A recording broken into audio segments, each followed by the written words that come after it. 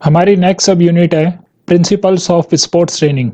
Sports training के कई principles हैं जिन पर एग्जाम में कॉमनली क्वेश्चंस पूछे जाते हैं।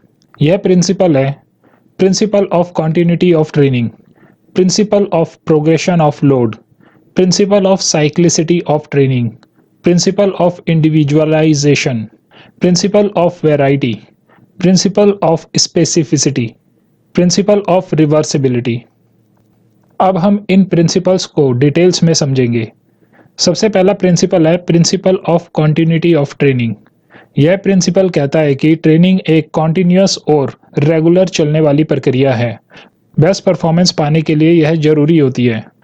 ट्रेनिंग के बीच में अनप्लान्ड ब्रेक या इंटरवल से परफॉर्मेंस गिरती है और स्पोर्ट्स पर्सन अपने एम को अचीव नहीं कर पाता है। नेक्स्ट प्रिंसिपल है प्रिंसिपल ऑफ लोड प्रोग्रेशन। यह प्रिंसिपल कहता है कि परफॉर्मेंस को ऊपर उठाने के लिए हमें कुछ ट्रेनिंग करनी पड़ती है, जिसे ट्रेनिंग लोड कहते हैं। यह ट्रेनिंग लोड ना तो कम होना चाहिए ना ही बहुत ज़्यादा होना चाहिए।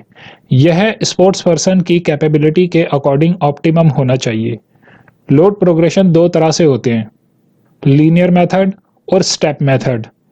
लीनियर मेथड में लोड लीनियर फॉर्म में इंक्रीज होता है, यानी लोड बहुत जल्दी जल्दी इंक्रीज किया जाता है लगभग हर सेशन में। स्टेप मेथड में एक पर्टिकुलर लोड कुछ समय तक सेम रखा जाता है और फिर इंक्रीज किया जाता है। इसी तरह से अगले लोड को भी कुछ समय तक करने के बाद बढ़ाया जाता है। नेक्स्ट प्रिंसिपल है साइक्लिसिटी ऑफ ट्रेनिंग। यह प्रिंसिपल कहता है कि ट्रेनिंग में साइक्लिसिटी यानी रिपीटिशन होता है।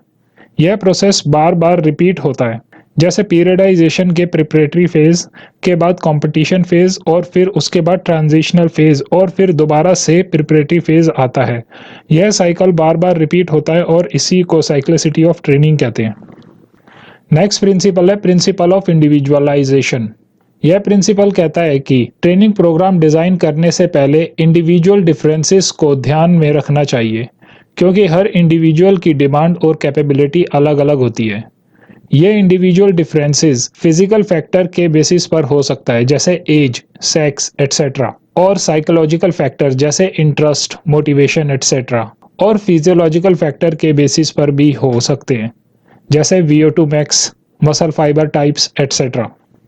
नेक्स्ट प्रिंसिपल है प्रिंसिपल ऑफ वैरायटी। एक पर्टिकुलर ट्रेनिंग बार बार करने पर हमारी बॉडी उसको अडेप्ट कर लेती है। इससे हमारा होम्योस्टेसिस यानी internal functioning balance of our body stable हो जाता है, जबकि परफॉर्मेंस इंप्रूव करने के लिए इसका डिस्टर्ब होना जरूरी होता है। इसलिए यह प्रिंसिपल कहता है कि हमारे लोड में वैरायटी होनी चाहिए। वैरायटी के लिए दूसरे स्पोर्ट्स खेले जा सकते हैं, एक्सरसाइज का नेचर चेंज किया जा सकता है, दूसरे एनवायरनमेंट में ट्रेनिंग की जा सकती है और ट्रेनिंग लोड के कंपोनेंट में बदलाव किए जा सकते हैं। नेक्स्ट प्रिंसिपल है प्रिंसिपल ऑफ स्पेसिफिसिटी। यह प्रिंसिपल कहता है कि स्पेसिफिक ट्रेनिंग लोड से बॉडी में स्पेसिफिक रिस्पांस और अडेप्टेशन होती है। इसलिए स्पोर्ट्स पर्सन जिस स्पोर्ट्स से है उसे उसी तरह की ट्रेनिंग दी जानी चाहिए। जैसे मैराथन रनर और वेट लिफ्टर दो डिफरेंट स्पोर्ट्स हैं और उनकी ट्रेनिंग भी स्पेसिफिक होगी। मैराथन रनर को वेट लिफ्टिंग की ट्रेनिंग नहीं दी जा सकती और वेट लिफ्टर को मैराथन की ट्रेनिंग नहीं दी जा सकती। नेक्स्ट प्रिंसिपल है प्रिंसिपल ऑफ रिवर्सिबिलिटी। यह प्रिंसिपल कहता है कि ट्रेनिंग से जो भी एथलेटिक परफॉर्मेंस इंप्रूव होती है वह परमानेंट नहीं होती है। इसलिए ट्रेनिंग में ब्रेक आने पर या तो ट्रेनिंग छोड़ने पर हमारी परफॉर्मेंस में दोबारा से गिरावट आ जाती है और हम दोबारा उसी लेवल पर आ जाते हैं जहां से हमने शुरू किया होता है।